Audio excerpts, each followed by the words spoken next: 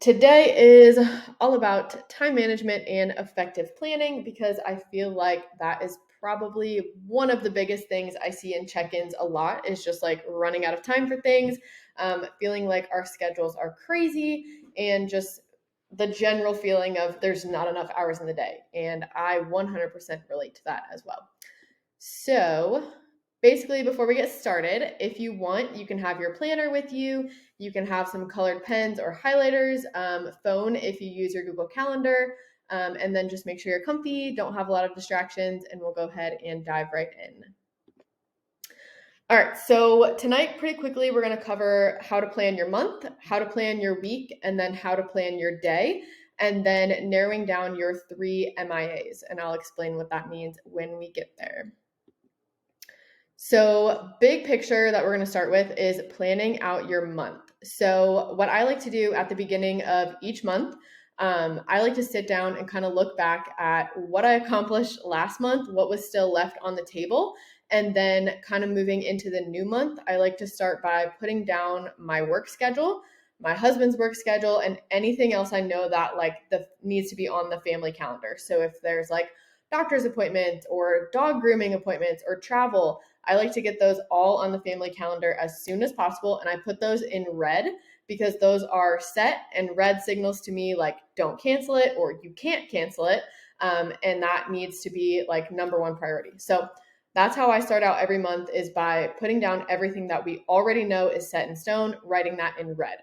So then once we have built in all the things that we have to do, now we can start to include and prioritize the things that we actually want to do. So things like date night, time alone, our workout schedule, self-care appointments, if you want to go get your nails done or get a massage or go to the dentist or the OBGYN, all of that's going to fall under self-care, making sure that you're taking time for yourself. And then also things like meal planning and grocery shopping days, we need to make sure that we're intentional in scheduling all of those things. Otherwise, we all know life gets crazy and we're not going to make time for that kind of stuff. So, to recap, when you start out planning your month, you always want to start with the things that you know you have to get done, things that are already going to be, set in stone no matter what. So, work schedule should always go on first. Any appointments that you already know, any travel, anything that you have to be present for, 100%, there's no question about that. Get that on your monthly calendar in red. Then you can go ahead and start putting in those things that you want to do. I also highly recommend tracking your cycle and really paying attention to that when you decide, like, if you're going to travel, if you're going to host a get together or a barbecue. You're going to see in the next slide how each phase of your cycle is going to affect how social you want to be. So, keeping that in mind, let's look at our next slide. So, your cycle may impact your schedule. I have may emphasized here because not everyone experiences the same symptoms with their cycle, but in general, with cycle syncing, we kind of view the follicular phase as the spring, ovulation as summer, luteal phase as like autumn, winter is coming, and then we typically think of the bleed phase as winter. And that's kind of due to what's going on in your body, the hormonal changes, and then how you're going to feel as well.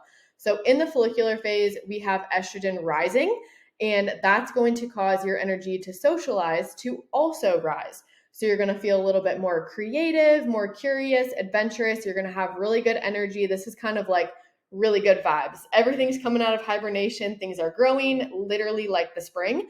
We feel really good. So this is the time to emphasize like social plans and gatherings, because you're actually going to enjoy putting yourself out there, and it's not going to feel like a strain because your hormones are actually working with you to support you wanting to be social. You're in literally the perfect phase to like have people over, go to events, have date nights. Spring or follicular phase is prime time for that. Then as we move into ovulation, we know ovulation is not necessarily a phase. The act of ovulating is like a spur of the moment thing, but for everyone, the ovulation day is a little bit different. So it could be anywhere from day 14 to day 18, depending on how long your cycle is. And this is going to be signified by a peak in estrogen. So you're also going to have a peak in your libido at this time. So date nights, fantastic here.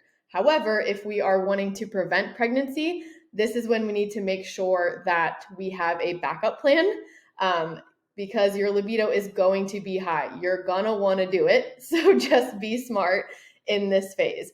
You'll probably feel really confident as well, feel like your communication is on point. Those pleasure receptors are pretty high as well during this time. So when we're in like that summer phase leading up to ovulation, this would be really great for like date nights. It's also really good if you're feeling like you want to negotiate for something at work, because your communication is really good during this phase. So this is also typically the phase where if you see memes on social media, if you're a single girl, this is when it's like, don't text your ex. It's your ovulation speaking. It's not actually you. Definitely going to have that higher libido, a little bit less inhibited during this phase. So enjoy the summer, but be careful. And then as we move into our luteal phase, this is kind of like winter's coming. Our body's preparing to turn a little bit more inward. So, in the fall, we start spending a little bit more time inside. Things are cooling down a little bit. So your body's going to shift over to progesterone as the main hormone. So estrogen is kind of gone now. We're shifting over into progesterone. If you do not become pregnant, then everything's going to drop off, which is going to signal your period starting. So we're going to experience a drop in all of those hormones, which is when we start to experience PMS symptoms. So basically towards the end of the luteal phase, we call it like the late luteal phase. Now we're getting into winter. We're going to start feeling a little bit more fatigued, more sensitive, hormonal, a little bit anxious, not very social. So during your luteal phase, it's probably not the time to decide like you're going to host a party or you're going to go out with a bunch of friends, because you're just really not going to be feeling like you want to do that. And that's normal, completely normal. You are not like crazy for not wanting to go out during your luteal phase. Your body's kind of drawing inward a little bit. And then as we go into the bleed phase, obviously we're going to experience fatigue. We're actively bleeding, especially if you're borderline anemic, normally. It's going to be even worse during your bleed phase. So this is when it's a lot better for your body to just kind of stay home, relax, give yourself some grace. Don't try to push through this phase. You can even, if your bleed phase is only like 2 or 3 days, you can definitely take those days off the gym. So we don't need to be pushing during this time. We don't need to be going out. We don't need to be having late nights, big social events. Really just try to give your body that time. Usually it's only like 2 to 5 days at most that we're bleeding. Really try to give your body that time at home, relax, nourish your body. You can absolutely still work out. Again, this is like how your cycle may impact your schedule. So some people feel great on their bleed phase and they want to go to the gym. Other people, they just want to stay home with the heating pack. And obviously we want to help your PMS be a little bit less terrible. So that's something that we work on in coaching together as well. But in general, bleed phase is like the winter. We're going to want to stay home, and that's totally fine. All right. So that's why I recommend tracking your cycle closely and kind of, planning your month around where you're at. That way you don't feel like you're battling your body and like dragging yourself to go out or forcing yourself to be social. So let's see, we went back a slide. All right. So now that we have our month kind of planned out, we want to take a smaller look. We want to plan out our week. So why should we take the time to plan out our week? Well, it's going to help you stay freaking focused. So we want to plan out our month at the end of the old month, the beginning of the new month, going into that fresh new month.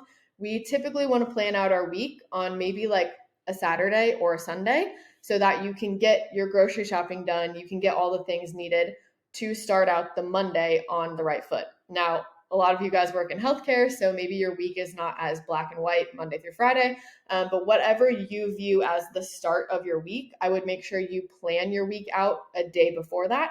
So if you have to run any errands, go grocery shopping, all of that, that can all be done, and you can start the week feeling fresh and ready to go. It's also going to help you say no to plans that you genuinely do not have time for. So when you take a look at your week, if you see that there's stuff just taking up your entire schedule and someone says, hey, can you pick up this extra shift or can you do this? You can look at your schedule and genuinely, wholeheartedly say no. And I know as women, no is a very hard word for us. I'm speaking to myself right now. My husband tells me all the time that I spread myself way too thin because I don't know how to say no. So, preaching to myself here, let's start setting those healthy boundaries because as we know, as women, our bodies do not love stress. We're slightly less resilient than our guys are to stress. So we really need to be protective of those boundaries and set those hard boundaries and learn how to say no. Also, planning your week is going to help you keep accountable to the things that you said you wanted to set out and accomplish because you're going to see it right there on paper or on your Google Calendar. And you're going to know that that's something when you reflected on last month, you wanted to get it done. Now it's on your schedule. So let's get it done. It's also going to allow you to prioritize you, like I said, and stop letting your own self-care get lost in the hustle and bustle of every single week. So we should be planning out our self-care. We shouldn't just be hoping that there's time left over at the end of the day to stretch or to prep our meals for the next day. If we don't plan for it, 9 times out of 10, it is not going to happen. And that's just how life goes. So this is one of my favorite things that I learned recently is setting your 3 MIAs, so your most important actions. This is for when we are planning out our day. So our day-to-day can get really crazy. We can be pulled in a lot of different directions. We feel like we have a lot of tasks to do. Speaking as a business owner, there's always things for me to be doing. So this has been life-changing for me to only focus on 3 things per day. So this is kind of the process that you want to take when you're planning out your day. You want to review your goals first. So like we did at the beginning of the month, we set goals, we set intentions. Now we're going to break those down into smaller pieces. If we just have one giant goal, we don't know the little pieces. It's just a goal. It doesn't have any action steps. We're not going to be able to achieve it. So as an example, if you said, all right, for the month of August, I want to work out 16 times this month. That's fantastic, but what does that look like on a weekly basis? What does that look like for you scheduling your workouts each week? So that's an example of taking like your bigger goal and breaking it down into actual action steps. So start thinking of the smaller pieces and how they fit into that larger puzzle of your large goal for the month. So once you have some tasks laid out for that goal, then you're going to choose only three to prioritize each day. So by only focusing on 3 tasks, you can kind of stop your brain from ping-ponging back and forth to all the things that you have to do.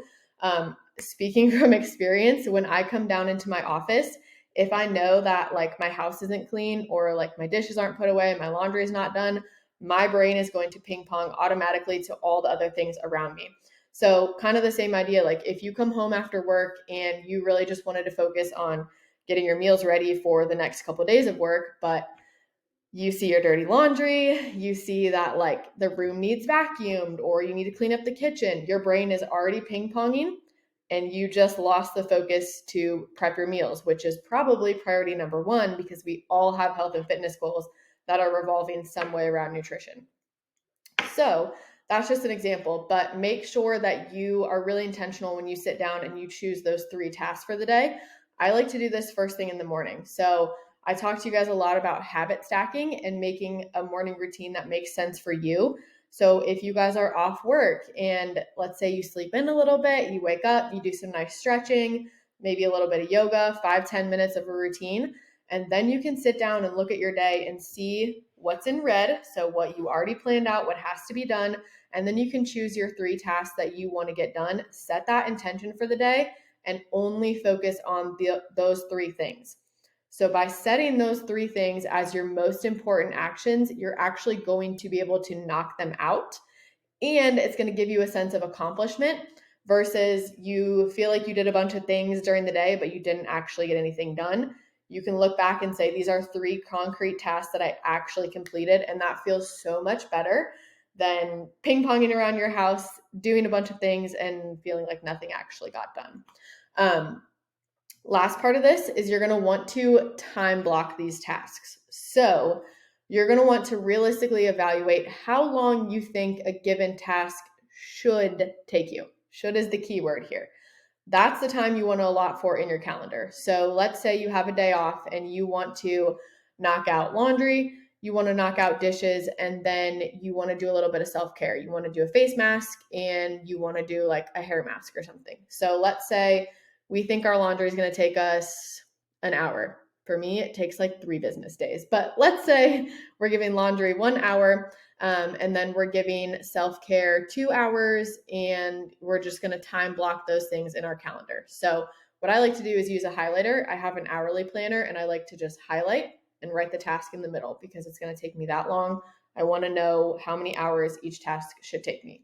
Now, once I actually complete that task, I like to go back and look and compare my predicted time to how long it actually took me, because then that helps me plan a little bit more precisely for the future.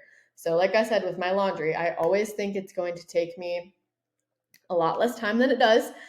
Typically, throw a load in the washer and then go do something else. You come back, move it to the dryer. Folding laundry, I don't know why, but it takes the longest time in the freaking world. So that's something I always underestimate how long it takes.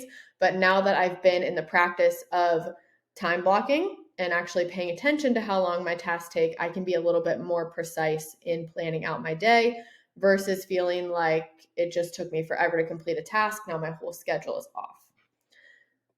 This being said, it's great to plan out your day. It's great to time block things, but we also have to learn how to be flexible and shift things around if our time blocking isn't exactly on par with what we wanted it to be. So if we say we want to complete a task by 10 a.m. and it runs into 10:30, we need to not panic. We need to just shift things, readjust, and be flexible, because planning is great. But if we can't be flexible and we just kind of throw our hands up and go in that all or nothing mindset of, well, it took me too long, now everything else is screwed, this is not going to be helpful for you. So as much as we want to plan things, we also have to remember we're human.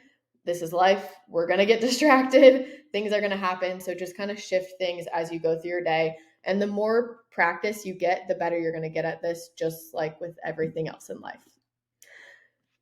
So kind of quote of the presentation, by failing to plan, you must plan to fail. So I say this a lot when it comes to like macros, workouts. It's the same thing with time management. If you don't plan for it, you are going to fail.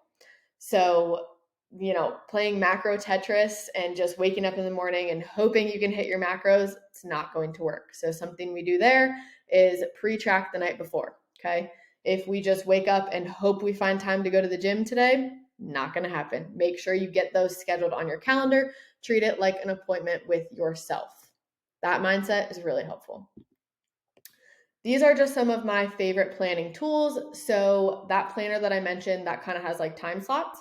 It's this productivity planner. It's on Amazon. I think it's like $35, but it's really nice because it's undated. So you can start it whenever you want. You can stop it. It only has the day in there. So it goes, Monday, Tuesday, Wednesday, Thursday, Friday, Saturday, Sunday. And then it has all the hours blocked out for you. I think it starts at like 6 a.m. and goes to 6 p.m. We shouldn't be working longer than that anyway. So it can really help you with that time blocking. You can also use your Google Calendar. You can put every single thing that you need to do in there. It's going to sync directly to your phone. Another thing I really love is having a monthly calendar. So I have one just like this on my fridge. This is really helpful for my husband to see like when he's working, when I'm working, when I have calls like this, when I have things that we know are going to be on the calendar for the month. It's so helpful to just have that somewhere present that you can see often, because unless you carry your planner around with you, it's not going to be on the forefront of your mind. But if there's a calendar on the fridge, that's going to remind you, especially if you're like me, your girl is always hungry. I'd be looking at that fridge multiple times a day. And then lastly, I love my colored pens. I love to kind of like color code things, highlight things, Adriel's work schedule's in one color, my work schedule's in another color. Things that we're doing together, like taking the dog to the vet or traveling, that's in another color. Really, really a visual person for me. So having those different colors is very helpful. All right, I'm going to stop the recording. So if you guys have any questions,